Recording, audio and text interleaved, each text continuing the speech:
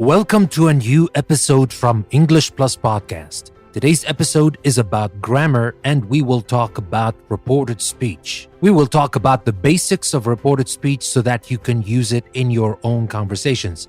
And now, without further ado, let's start talking about reported speech in this new grammar episode from English Plus Podcast. Now, let's say that you saw Paul yesterday and you want to tell somebody what he said. There are two ways of doing this.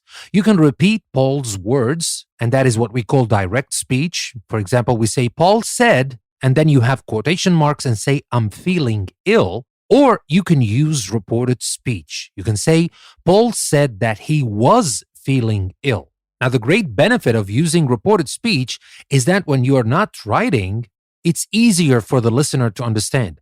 Because when you're writing, the quotation marks will explain everything. The reader will understand that this is exactly what Paul said. These are the exact words of Paul. But what if you're talking? If you're talking and say, Paul said, I'm feeling ill. Who are you talking about? I can't see the quotation marks. It's speech, right? And here, what does that mean? Does that mean Paul said that I am ill or that he is ill? So reported speech solves a lot of problems in speaking and saves you from a lot of confusion. So that's why it is important to learn about reported speech. So let's get started. When we use reported speech, the main verb of the sentence is usually past. For example, we say Paul said that instead of Paul says that. I told her that instead of I tell her that. For example, we can say Paul said that he was feeling ill. I told Lisa that I didn't have enough money. Now, you can leave out that if you don't want to use it. You can say Paul said that he was feeling ill or Paul said he was feeling ill. Both are fine. You don't need that, but you can use it if you want. Now, in general, the present in direct speech changes to the past in reported speech. So, am, is becomes was, are becomes were, do or does becomes did, have or has becomes had, will, would, can, would. You get the picture. And for other verbs, obviously, we can use the past simple like want, like, know. You can say wanted, liked, knew, etc. Now we will compare direct and reported speech, and we can see how we can transform the verbs to be used correctly in reported speech. Now let's say that you met Anna, and here are some of the things she said in direct speech. Now, in direct speech, she said, I've lost my phone. So here, if you want to report that, you can say Anna said that she had lost her phone. So here, you can notice that it's not only the verb that turned to the past. We changed the pronoun as well. Now here, to make it clear, obviously, we don't keep I. It's Anna, so we should say she. Anna said that she had lost her phone. And yes, she said, I have lost my phone, but because in reported speech, we usually use the past form of present verbs, so we put the past here, and Anna said that she had lost her phone. Let's take a look at some other examples. Now, in direct speech, she said, I want to buy a car. And here in reported speech, we can say she said that she wanted to buy a car. She said in direct speech, I can't come to the party on Friday. In reported speech, she said that she couldn't come to the party on Friday. Can't becomes couldn't. In direct speech, she said, I don't have much free time. Now here in reported speech, we can say she said that she didn't have much free time. In direct speech, Anna said, my parents are fine. Now, in reported speech, she said that her parents were fine. Now, here you can see why it is important to use reported speech in speaking. Because what if we use direct speech with this one and we go for something like, she said that my parents are fine. Or even if we say my parents were fine. Now, here the listener will assume that Anna is talking about my parents, not about her parents. So you see, if there is no writing, if there is nothing you can read and see those quotation marks, it's going to be confusing. So reported speech is much better. Now let's take a look at one last example, what Anna said in direct speech. She said, I'm going away for a few days. I'll phone you when I get back. So here, if we want to make that reported speech, we can say she said that she was going away for a few days and would phone me when she got back. So everything turned into the past. I am going became she was going. I will phone you became would phone me. And I get back became I got back. Now that's okay about the present if the person in direct speech uses the present. But what if the person uses past in direct speech? Now, the past simple, did, saw, knew, etc. can stay the same in reported speech, or you can change it to the past perfect. Had done, had seen, had known. Both are fine.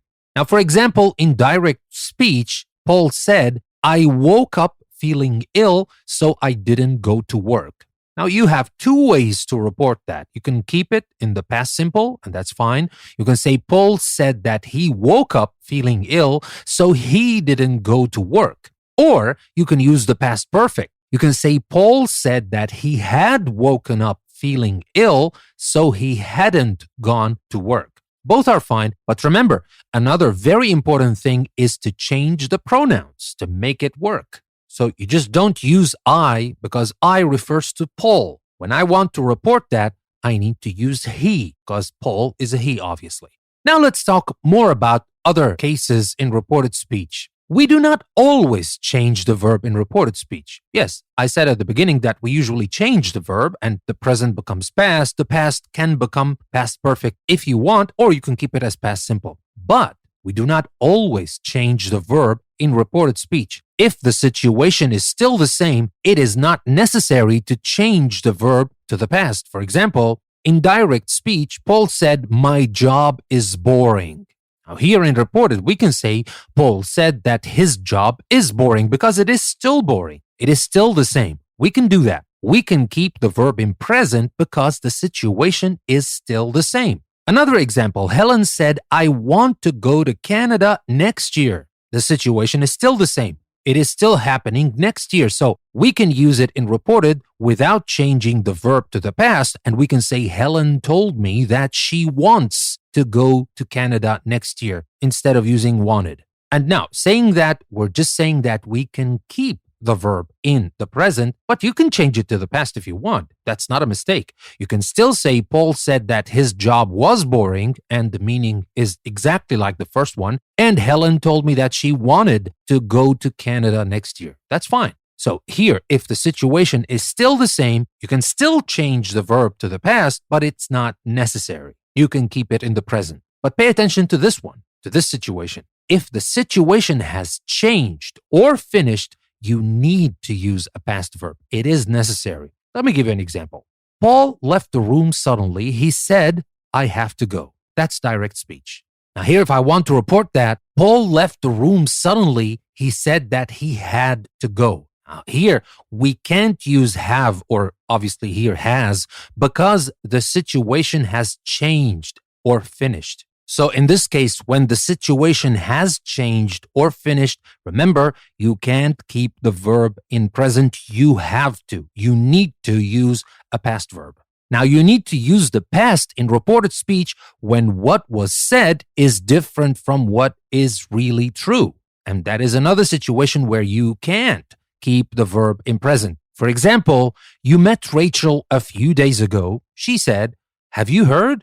Joe is in hospital. Remember, the situation here, you met Rachel a few days ago. She said, direct speech here, have you heard? Joe is in hospital. Now, later that day, you meet Joe in the street. So obviously, the situation is not true, or maybe it's not true anymore. Maybe he got out of the hospital. So here, Joe, this is a surprise.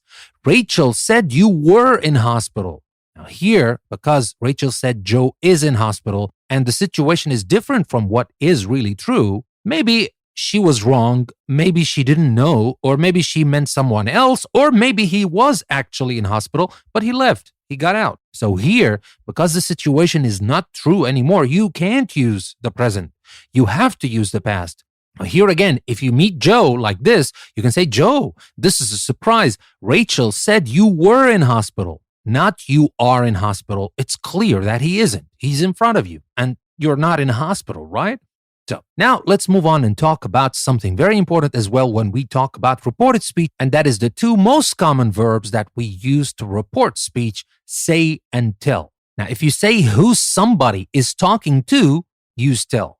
For example, Rachel told me that you were in hospital. Not Rachel said me. Or you can say, for example, what did you tell the police? Not what did you say the police. Now, otherwise, use say. You can say, for example, Rachel said that you were in hospital, not Rachel told that. Remember, if you want to use tell, you have to say who somebody is talking to. Tell somebody, tell me, tell the police, etc. But here, say, you can say Rachel said that you were in hospital, or what did you say? Not what did you tell and stop. You can say what did you tell John? What did you tell Simon, etc. That's fine. Now, you can use say something to somebody. That is close to the meaning of tell. If you don't want to use tell, obviously, you can use tell for that. But you can use say something to somebody. For example, Anna said goodbye to me and left. Not Anna said me goodbye. Doesn't work this way. Or you can say, what did you say to the police? What did you say to the police? Or remember, you can still say, what did you tell the police? Now, for imperative, we can use tell somebody to or ask somebody to. For example, we have a direct example like drink plenty of water, the doctor said to me. That is indirect speech. We have quotation marks around drink plenty of water, and then we have the doctor said to me. What if I want to report this? We can say the doctor told me to drink plenty of water because that is imperative. If you look at the direct speech here, it's drink plenty of water. That's imperative. Or another example, don't work too hard, I said to Joe. You can say here in reported speech, I told Joe not to work too hard. Another example, can you help me please? Jackie said to me. That is a question, or it's not actually a question, it's a request. But here, since it's a request, it's in the form of a question, we can use asked me to help her. So we can say in reported speech, Jackie asked me to help her. Now you can also say somebody said not to do something or said to do something. Say is also used here.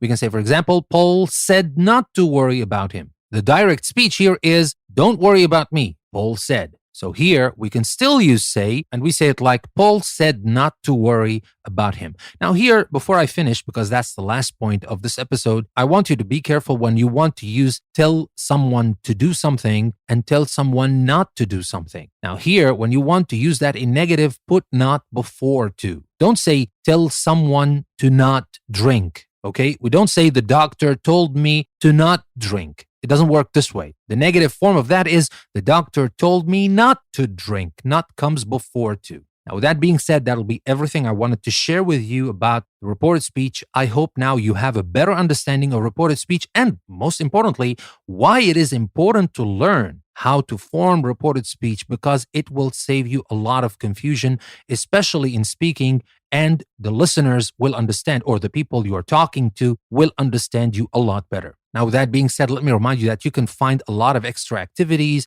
the transcript of the episode on our website, EnglishPlusPodcast.com. There's a link in the description of the episode. Take the link and take your English with it to the next level. And there's also another link that will take you to our Patreon page. Go to our Patreon page, support English Plus, and get our exclusive mini-series. The first mini-series we released was Business English Marketing, an 8-episode mini-series with a booklet you can use to practice the things you're learning in the mini-series.